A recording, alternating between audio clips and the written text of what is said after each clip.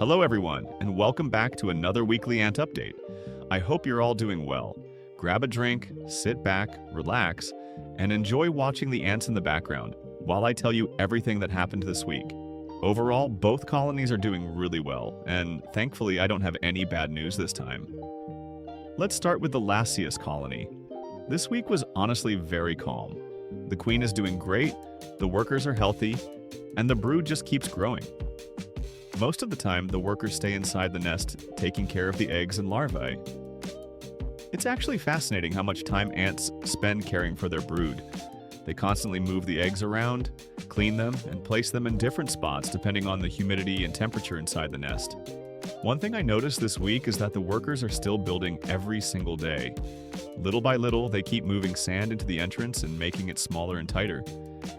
I don't know exactly what their final plan is, but it seems like they're improving their nest exactly the way they want it. That's one of the things I love about keeping ants. You can buy them a nest, but in the end, they still redesign everything themselves. Another thing I noticed is that one chamber now seems to be used almost entirely as a trash room. They've started putting old food remains and dead workers there instead of leaving them around the nest. It's interesting because ants are actually very clean animals. Many species create special areas just for waste to reduce bacteria, mold, and disease inside the colony. So even though it looks messy to us, it's actually a very organized system. Now let's talk about the weather. This week, the temperatures here in Germany became absolutely crazy.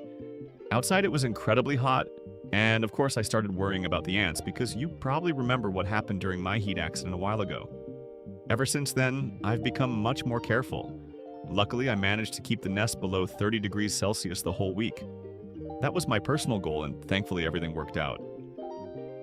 The queen never showed signs of stress. The workers behaved normally and the brood continued developing. That really made me happy because overheating is probably one of the biggest dangers for ant colonies kept indoors during summer.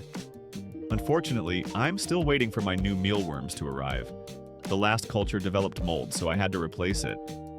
That means there hasn't been much protein this week. Luckily, ants don't immediately run into problems without protein for a few days.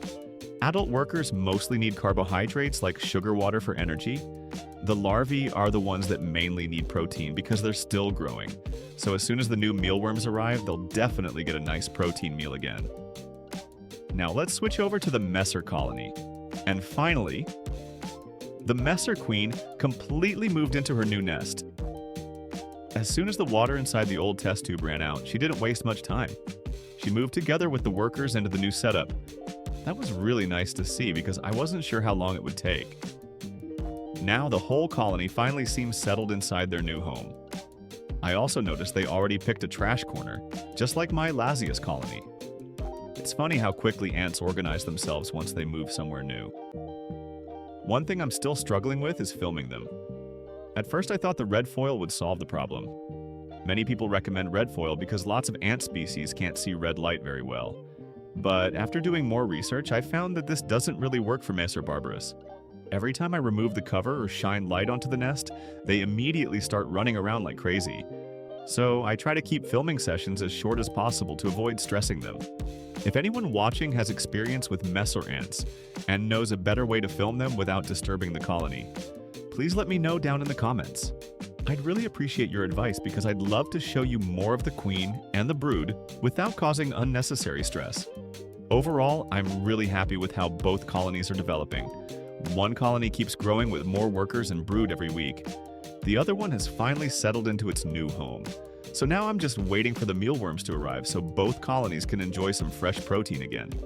I have a feeling the next few weeks are going to be really exciting. Maybe we'll see even more workers hatch. Maybe the Lasius colony will continue expanding their nest, and hopefully I'll finally capture some interesting moments with the Messor queen. Thank you all so much for watching. I hope you're enjoying these longer weekly videos.